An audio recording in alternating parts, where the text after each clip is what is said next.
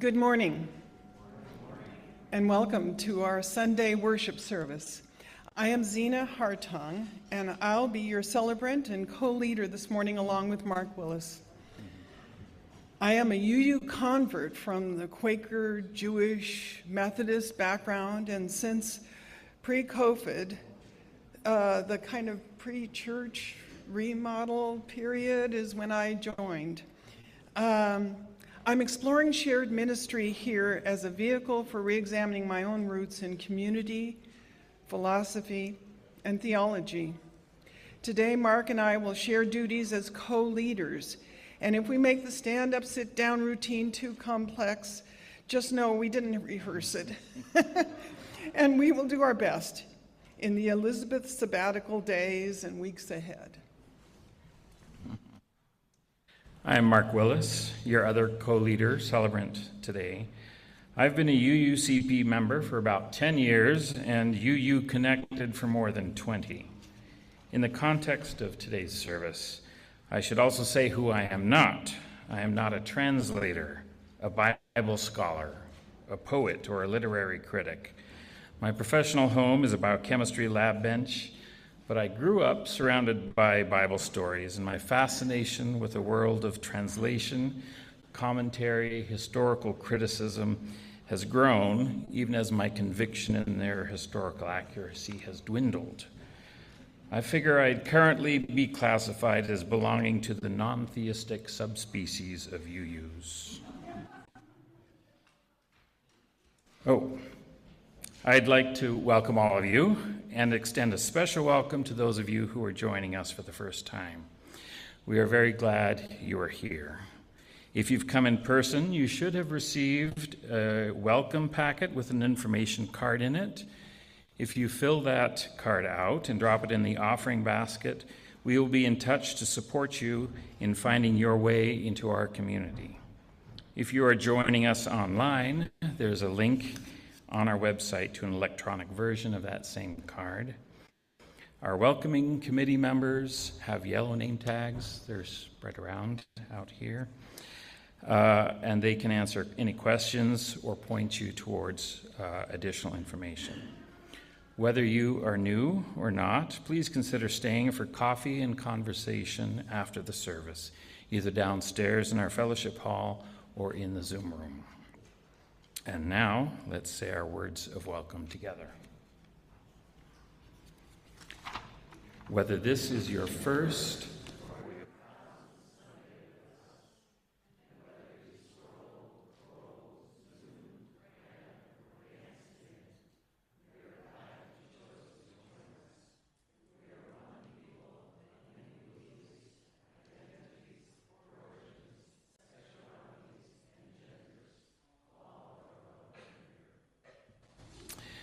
Now we will take a moment to say hello across the technical divide. First, we're going to show the people joining us on Zoom. So if you're at home, please, if you're comfortable, turn on your camera.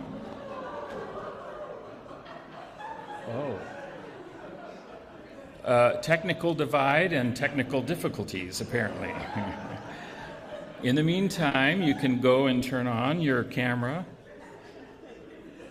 We're waiting for your face. There we go. Yay. So wave. And those of us who are attending the service in our building, it's your turn to wave too.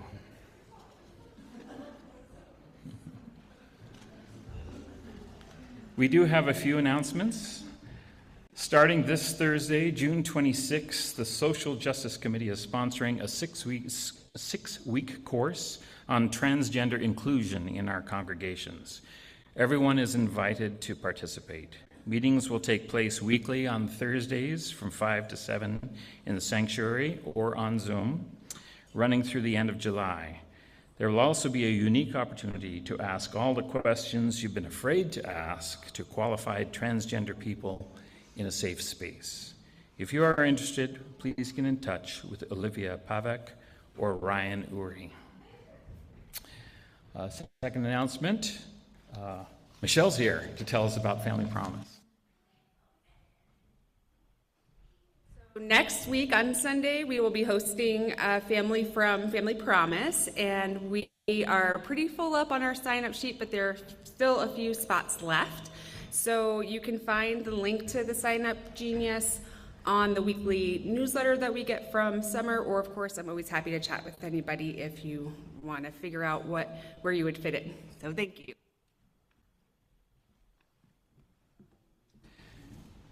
A lot going on. The UUCP is going to have a table at the Wellness Fair on Main Street this Tuesday, June 24, from 4 until 7 p.m. We need help setting up and staffing the tables. So there is a sign-up genius for this as well, so please sign up to help. I don't see Ken Fonts this morning, but he is your contact person if you have questions. Finally, Alex Aguilar, our tech guru and musical wonderkind, and pianist this morning. There we go. He's moving back to Boise at the end of the month. We have a tip jar set up along with a book of Palouse photography in the fellowship hall. That's downstairs. So please sign the book if you haven't done so yet. Everything in the jar goes directly to Alex. Next week, June 29, is your last chance. He's the last Sunday with us. So thank you, Alex.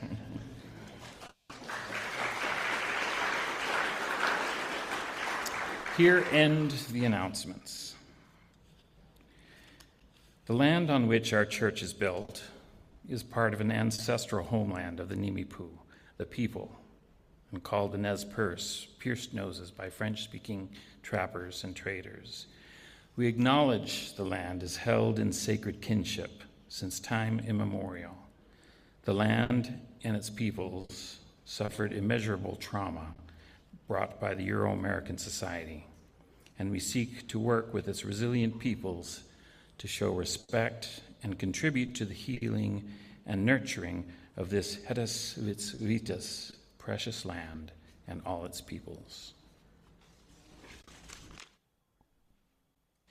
We are hoping that folks joining us via Zoom have a chalice or a candle to light and something to light it with.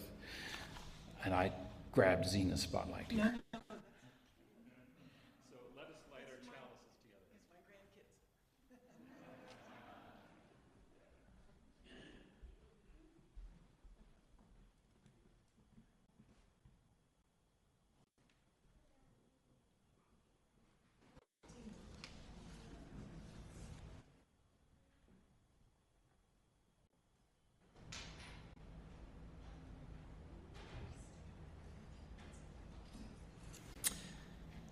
In the light of truth and the warmth, we gather to seek and seek to share.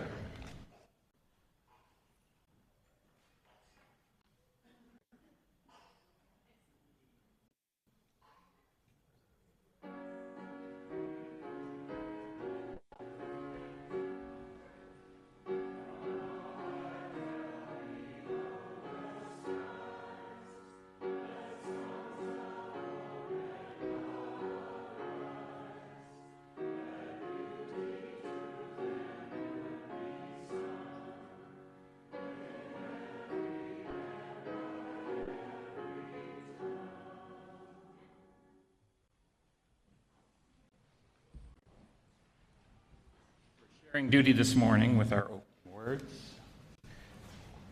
The first ones come from Robert Alter from his book, The Art of Biblical Narrative. Religious tradition has, by and large, encouraged us to take the Bible seriously rather than enjoy it. But the paradoxical truth of the matter may well be that by learning to enjoy the biblical stories more fully as stories, we shall also come to see more clearly what they mean to tell us about God, man, and the perilously momentous realm of history. So religion seeks to provide us with an ethical pathway, but can't philosophy also give us the tools to make a good life? Today, we will explore these ideas. Please stand, and we will sing together our opening hymn, Come Sing a Song with Me.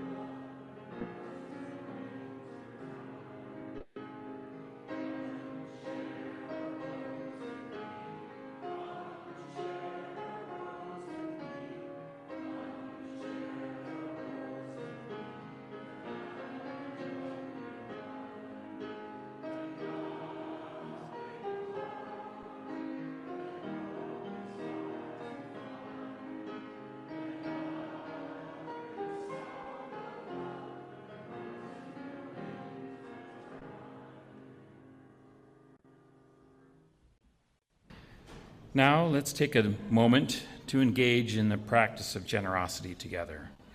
For those of you who are able to make a financial contribution, the logistics are on your screen.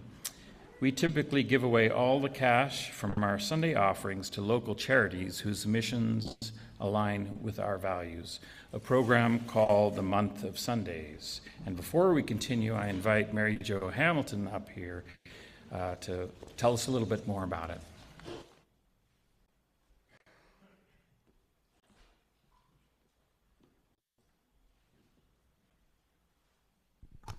Hi, I'm here to talk about the Month of Sundays and to give out our Month of Sundays offerings, collections to our recipients.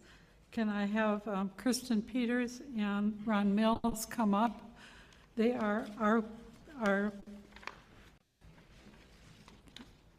money this month will go to the LATA Alliance on Mental Illness and to the Palouse Advocates on Mental Illness. For the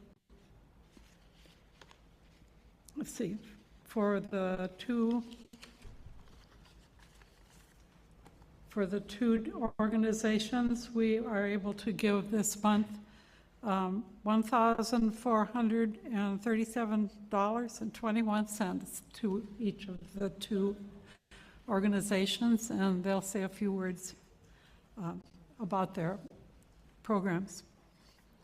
Let's see, this is, here you are. Kristen is from PAMI, and Ron Mills is from LAMI.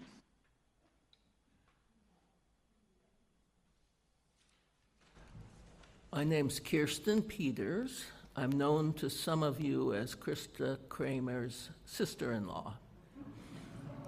So if you ever want to get in contact with me after this, you can ask her and she'll know. PAMI is a small group that meets once a month, and we stay in touch with each other during the month by email, if that makes sense, given what's going on. One of the things we do is be just a human resource for people who are recently diagnosed with a major mental illness and are struggling to cope with that, and their families. So the group is made up of people with a diagnosis, and sometimes we have more family members than we have people with their own illness. It's a tough road to hoe, and PAMI is an effort to be useful here in the local community. I'm overwhelmed by the size of this check. This is not what I was expecting. Thank you so much.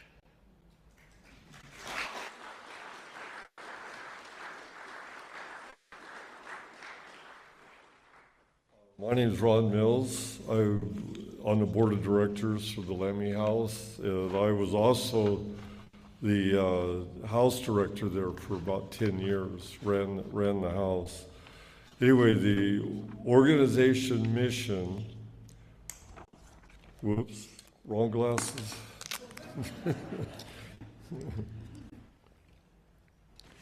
The organization mission, the mission of the LAMI House stands for the LATA Alliance on Mental Illness, is to destigmatize mental illness and promote equitable communities by providing inclusive and nurturing living and learning environments founded in respect, trust, and compassion. LAMI provides individuals with severe, persistent mental illness a safe and supportive housing opportunity by living within and participating in a family-like residential environment. LAMI facilitates a peer-led support group with the Moscow community and online to empower individuals living with a wide range of mental health symptoms from mild to severe, and their support systems to live the best life and thrive. LAMI leads outreach, education, and advocacy initiatives by speaking at events, leading discussions, and educating the general public about mental health.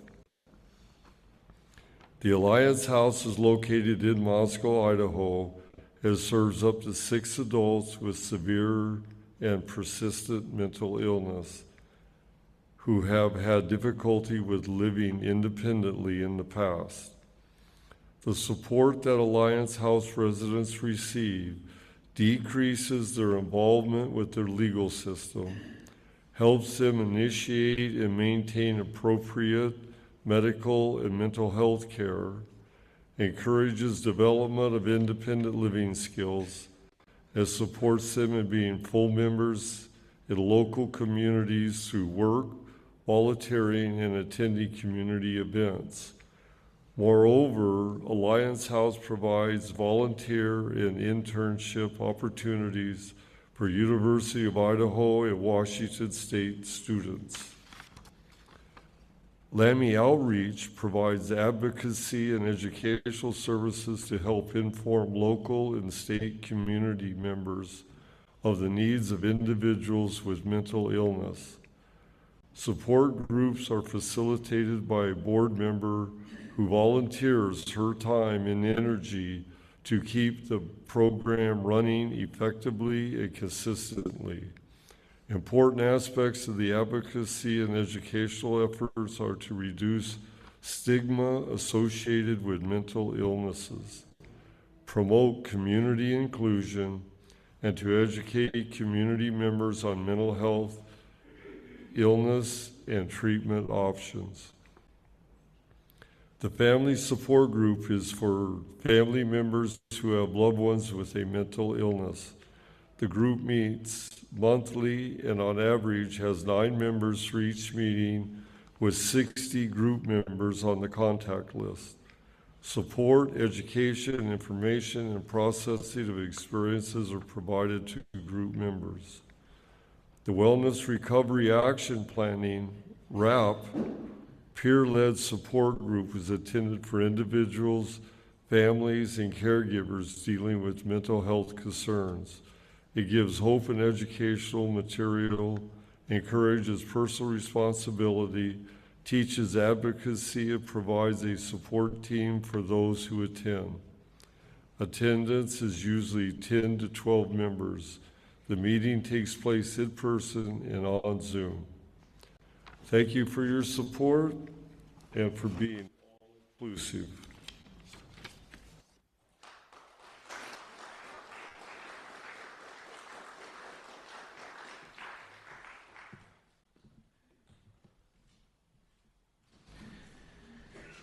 This month, the recipient is the Latah Recovery Center, whose mission is to work with people to enter and engage in recovery from addictions and behavioral health disorders through peer-to-peer interactions and evidence-based practices to promote a healthy community. To donate, please indicate month of Sundays on your check or from the online drop-down menu. In the spirit of love and generosity for the continuing work of this church, we are now taking up some time to practice generosity together.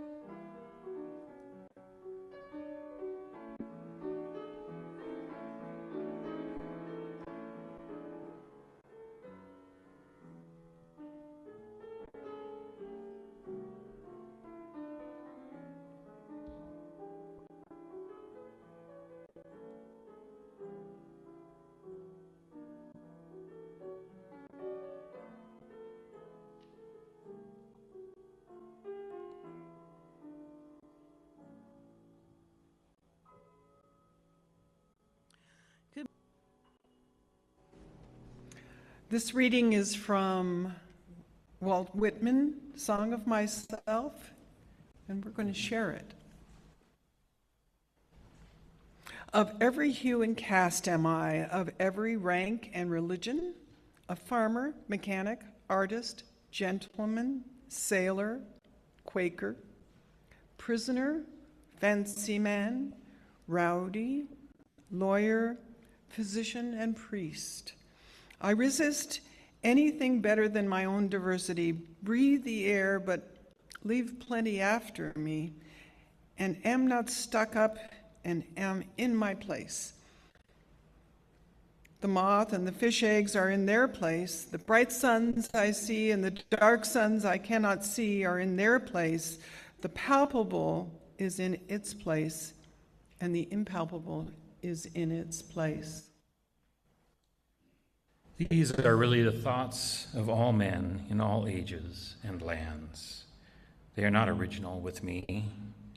If they are not yours as much as mine, they are nothing or next to nothing. If they are not the riddle and the untying of the riddle, they are nothing. If they are not just as close as they are distant, they are nothing. This is the grass that grows wherever the land is and the water is. This is the common air that bathes the globe.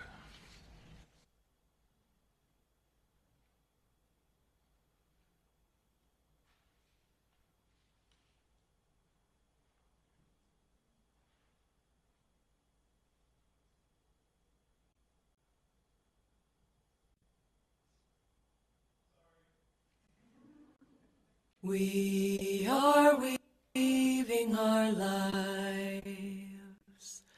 We are weaving our hearts and our minds.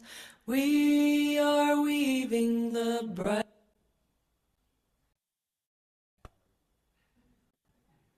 We are weaving our lives. We are weaving our hearts and our minds. We are weaving the bright and dark threads of our journeys through. We are weaving our lives. We are weaving a blanket of light. We are weaving a basket to hold all that's true. We are weaving our lives. We are weaving our hearts and our minds. We are weaving the bright and dark threads of our journeys through. We are weaving our lives. We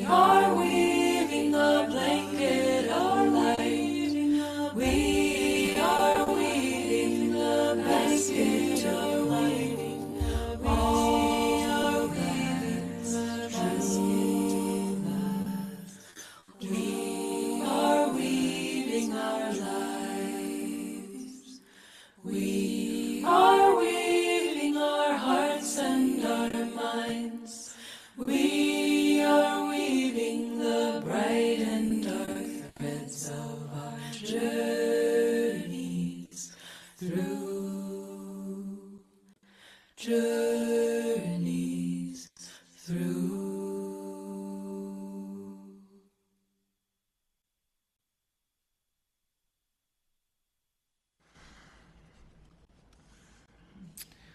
Today's theme, Old Stories Made New, is in 4 parts. I'll be talking about the book of Job from the Hebrew Bible, or the Old Testament, and Zena will cover the ideas of the Stoics from the Greek and Roman world. We will then each finish with how these centuries-old stories and ideas are meaningful to us today. Before I give a brief synopsis of the book of Job, I need to cover some introductory information. I'm going to be relying on my 2 favorite scholarly and quite contrasting translations. Robert Alter is Professor Emeritus of Hebrew and Comparative Literature at UC Berkeley. He's the more traditional of the 2, known especially for trying to convey the rhythm and impact of the original Hebrew prose in English.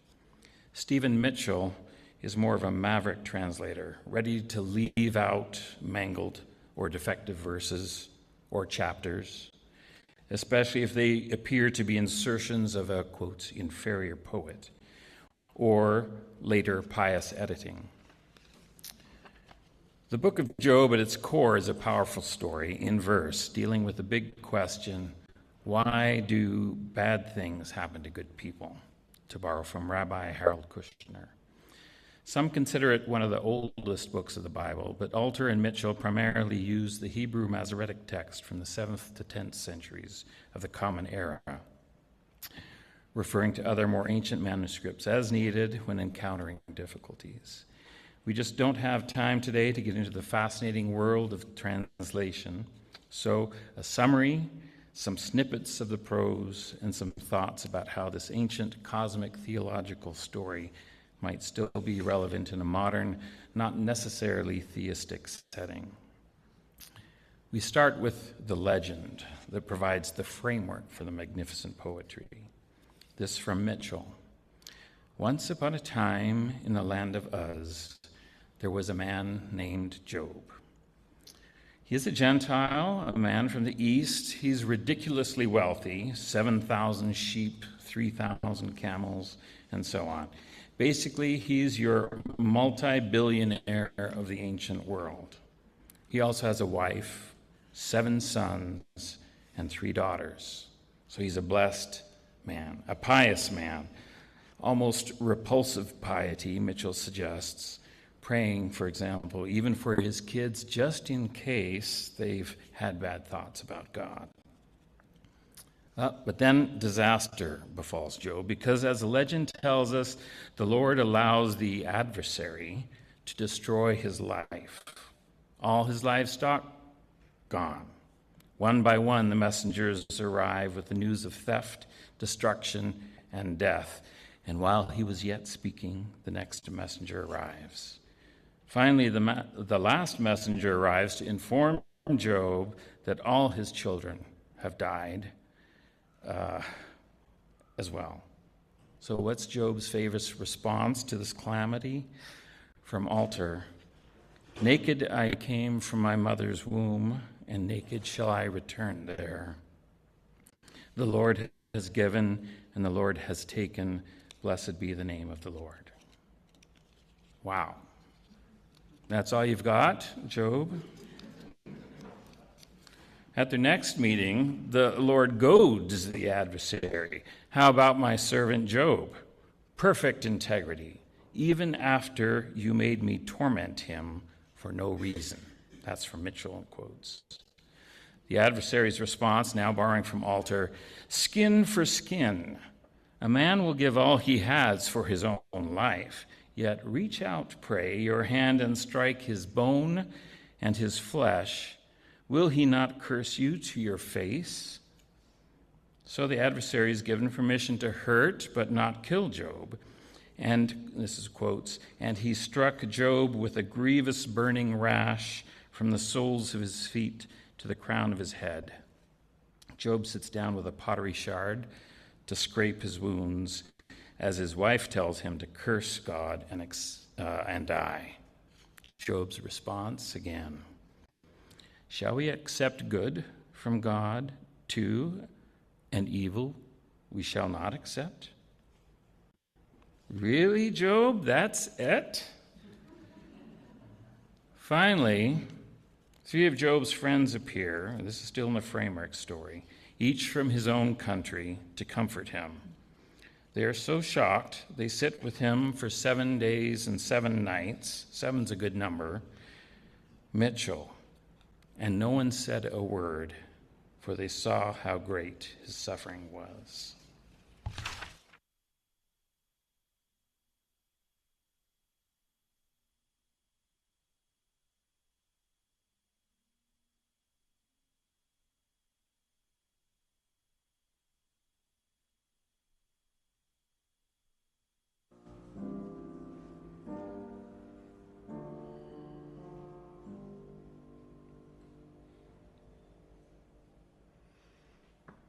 We none of us, rich or poor, educated or not, none of us can avoid suffering. May sound like a really harsh way to begin a story, but the truth of it cannot be escaped. When we are young, likely before much loss, and in this culture of ours, this lesson of suffering and loss may remain hidden. We celebrate all that is life and lively, but buried within that joy is sorrow. So it is today and has always been. In ancient times, suffering and loss was harder to avoid. Childhood was uncertain. Famine was one bad crop away. Childbirth was fraught with dangers. Sickness and disease were ever-present dangers. But natural disasters were often subsumed by man-made suffering, like wars and slavery. At issue is how to reconcile the big emotions we feel when our lives are upended. We've heard how Job dealt with the death of his family, poor health, the loss of wealth and status. But these issues are universal. My lesson today comes from the ancients. It is a timeless philosophy with roots in Greece in pre-Christian times, but it's best known today from the later philosophers like Epictetus and Marcus Aurelius. Epictetus was an unlikely philosopher. He was born into slavery, was disabled, perhaps by mistreatment. He was given his freedom in Rome and studied philosophy there, becoming a well-known teacher of Stoicism. One of his followers wrote his words down, and that's how we know of him today. His teachings gave many the tools to survive in harsh times. His understanding was to recognize that inner strength was our refuge, that our character was formed by adversity, and that we are able to carry on in the face of adversity by cultivating a clear understanding what is under our own control. His teachers would emphasize, as he says repeatedly, quote, "It is not events that disturb people, it is their judgments concerning those events." Foundational to Stoicism is that the event itself, the loss, the pain, are not suffering until we judge them as such. If we use our faculties to evaluate the experience, we can accept what happens, and suffering is mitigated through our understanding. The same goes for our triumphs and achievements. We are cautioned to not get too full of ourselves, cultivating always an understanding of our own limits. What is important is to recall what we control. We control 3 things: our actions, our reactions, and our character, which informs our actions and reactions. Epictetus leans heavily on centering ourselves in what we can and cannot affect. He said, "Seek not for things to happen the way you want them to. Rather wish that what happens the way it happens, and then you will be happy. There is a similarity here to Zen Buddhism. Our expectations of others is what brings us sorrow and sadness. The Buddhist seeks to live without expectations. For the Stoic, it's more like it's unrealistic to imagine beyond our own sphere of control. Harsh realities can be dealt with best by recognition of what we control. I've practiced a form of Stoicism as a way to return myself to serenity many times before I had a name for it. When needing to make a decision with some dire consequences, I might ask myself, okay, what's the worst thing that could happen here? And if I knew I could endure it, then it no longer controls me. This message of endurance in the face of dread is mirrored in many well-known poems. Here are just a few lines from a long poem called Invictus. It's a poem by William Ernest Henley. Invictus means unconquered. Out of the night that covers me, black as the pit from pole to pole, I thank whatever gods may be for my unconquerable soul. Lest you think Stoicism is only to be referenced in the most dire of circumstances, let me tell you, I believe it has some utility in our everyday lives. Mark's understanding of Job has some everyday lessons as well.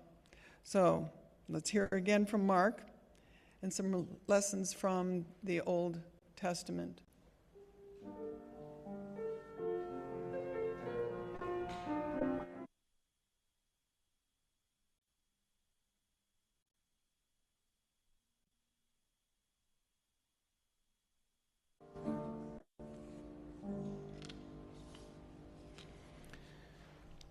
We left Job suffering in silence in the presence of his three friends.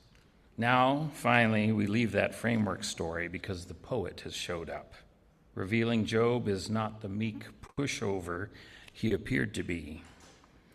Job doesn't actually curse God, Mitchell points out, but he does come close.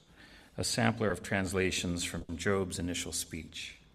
From Mitchell: God damn the day I was born, and the night that forced me from the womb. Why couldn't I have died as they pulled me out of the dark? Why were there knees to hold me, breasts to keep me alive? My worst fears have happened. My nightmares have come to life. Silence and peace have abandoned me, and anguish camps in my heart. Remember the phrase from that last sentence, silence and peace have abandoned me, because we'll revisit that. Alter has Job start this way. Oh, let that night be barren. Let it have no song of joy. Let the day cursers hex it, those ready to rouse Leviathan. Let its twilight stars go dark. Let it hope for day in vain, and let it not see the eyelids of dawn. We cut Job's lament short. He goes on for quite a bit to cover the back and forth now between Job and his friends who've come to comfort him. All of them, Job and his friends, believe God is wise and all-knowing. This is a theological world. But Mitchell notes that they are working from opposite syllogisms. His friends, suffering comes from God. God is just. Therefore, Job is guilty. Job, suffering comes from God. I am innocent. Therefore, God is unjust. The friends each have different perspectives, but much of it comes down to what we see a lot of today, 2,000-3,000 years later. Prosperity theology, or prosperity gospel. The idea that financial success and physical well-being are evidence of divine grace blessings and rewards. The friends are desperately clinging to the worldview that the righteous might get tested to make them stronger, but ultimately they will be rewarded. And those friends are desperate because they are threatened by Job's plight. If Job is right that he is innocent but still tormented for no good reason, then who is to say that they aren't next? Just one example from Mitchell's Eliphaz, one of the friends. You are lucky that God has scolded you, so take his lesson to heart. For he wounds, then he binds up. He injures, but then he heals. Job is not taking this. He stands his ground. This is from Mitchell now. I will take my flesh in my teeth, hold my life in my hands. He may kill me, but I won't stop. I will speak the truth to his face. Listen now to my words. Pay attention to what I say, for I have prepared my defense, and I know that I am right. Finally, there is response from the voice in the whirlwind, or God, breaking down that prosperity gospel worldview. The response comes in two sections. The first is basically a long list of questions in fine verse, asking Job what he understands about the way the world works. From Altar, who is this who darkens counsel in my words without knowledge? Where were you when I founded the earth? Who fixes measures, do you know, or who stretched a line upon it? Who hedged the sea with double doors when it gushed forth from the womb, when I made cloud its clothing and thick mist its swaddling bands? Mitchell from another spot. Have you ever commanded morning or guided dawn to its place, to hold the corners of the sky and shake off the last few stars? Then the voice asks Job what he understands of justice in the world. From Mitchell, dress yourself like an emperor, climb up onto your throne, unleash your savage justice, cut down the rich and mighty, make the proud man grovel. Job is stunned, almost speechless. His response from Mitchell's translation, I have heard you with my ears, but now my eyes have seen you. Therefore I will be quiet, comforted that I am dust. The traditional response, for example, from the King James, has Job saying, wherefore I abhor myself and repent in dust and ashes. Wait, what? Mitchell, explaining his translation, how could this poet, after a venture of unprecedented daring, end with a hero merely beaten into submission? Job's response will not accommodate such whimpering. This can't be right. Note also in the epilogue, we're not going to get into that the Lord tells Job's friends they need to go make sacrifices because you have not spoken the truth about me, as my friend Job has. So we end with, therefore I will be quiet, comforted that I am dust. Some of that silence and peace that Job longed for has returned. Job's original big question was, why me? His realization, Mitchell argues, wrong question. And that is what connects me to a poet 2,000 plus years ago, especially at night, out camping, or in the outback under the Milky Way. Comforted that I am dust is the realization, boy, it gets me in these translations. It's the realization that I'm a small part of a magical universe, no grand moral order required. So that's an important understanding for me, but I have a feeling that we're left a little bit hanging at the end. Outside of Job's framework story, There is still real suffering in the world. Understanding doesn't help deal with that. So let's finish with Zena making a modern connection to the ancient Stoics.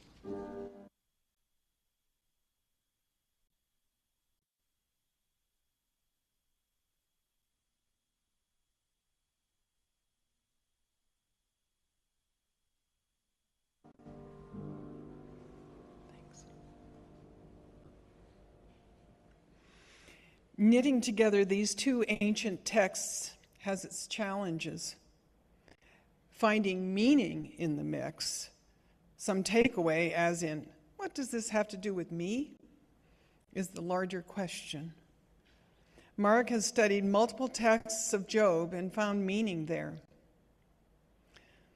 So the Stoic adheres to a discipline, but unlike Job, the Stoic would chastise Job's friends because they are making comparisons between their circumstances and Job's and finding him deficient.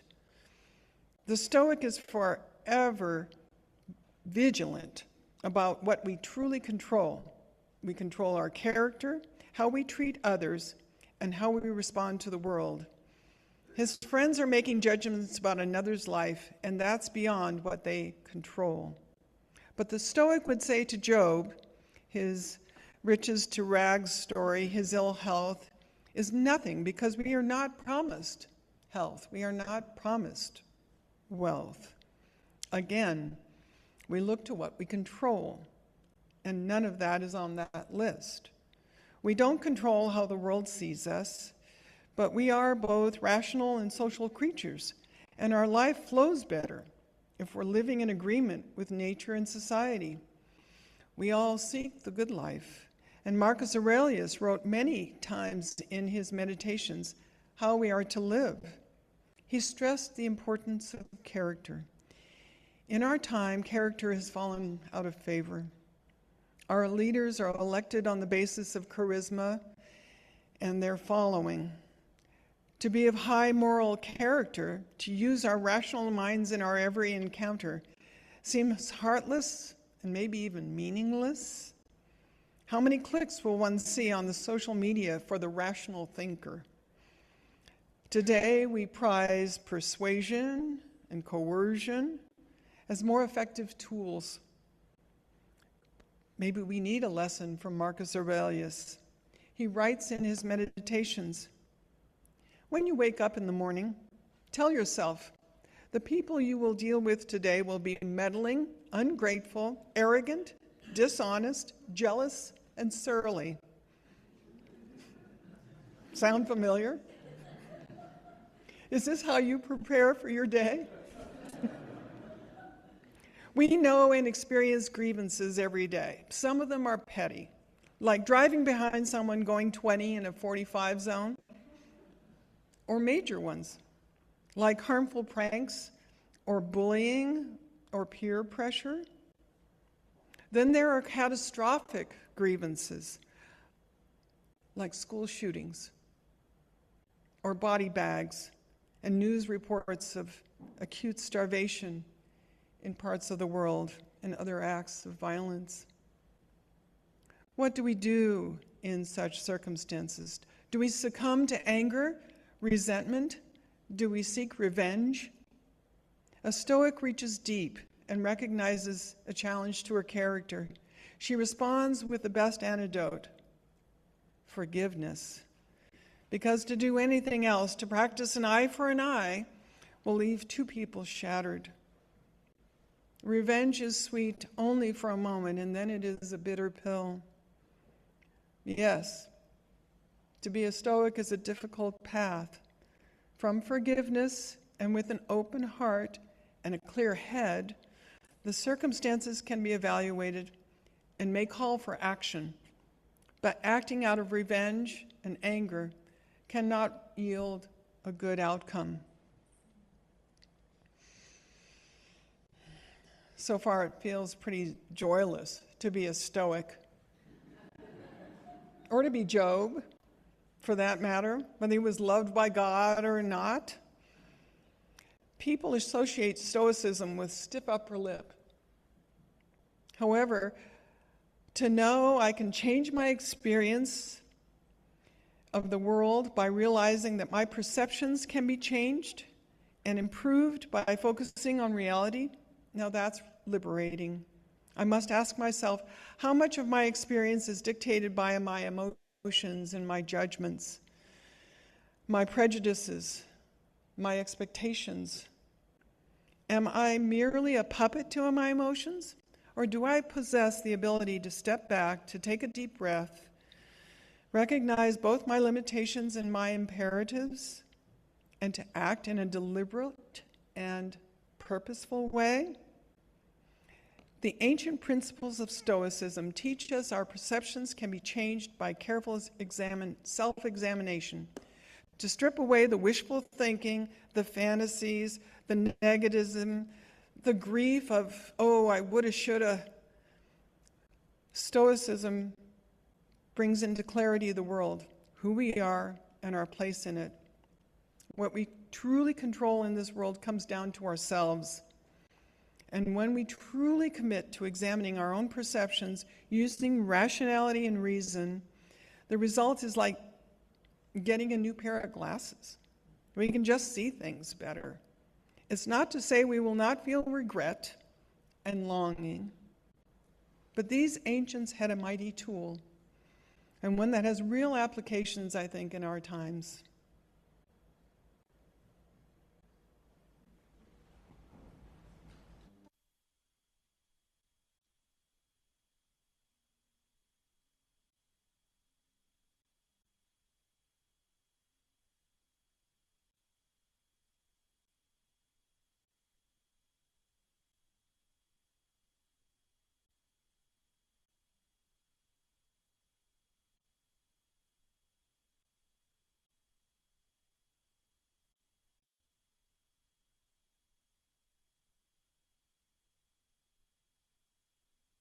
Our closing hymn is Wake Now My Senses.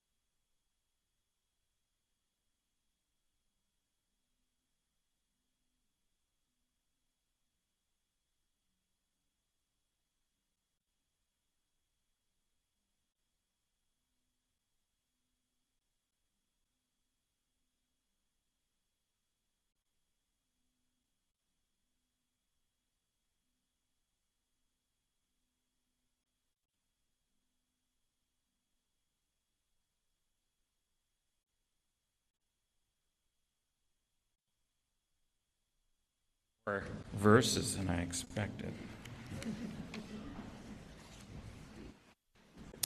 Our closing reading comes from Ryokan, a couple hundred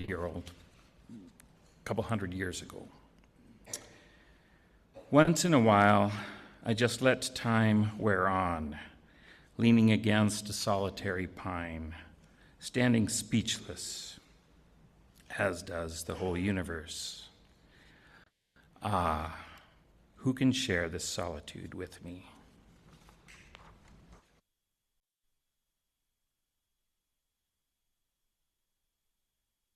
Musical benediction, there is a love.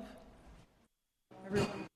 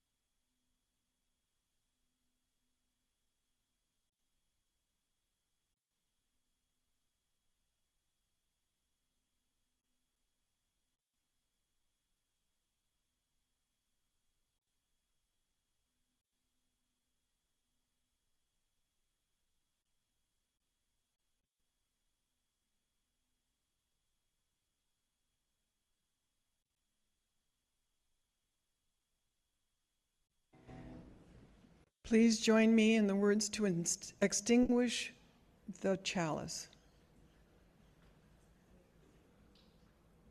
Extinguish this chalice.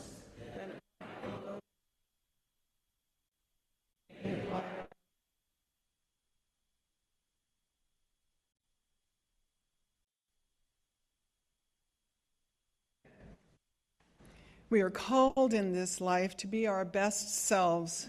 When we fall short, as we all do, we might want to remember we are our own worst critic, and we can center ourselves in tranquility by reminding ourselves, this too shall pass. Join us in the hall for coffee.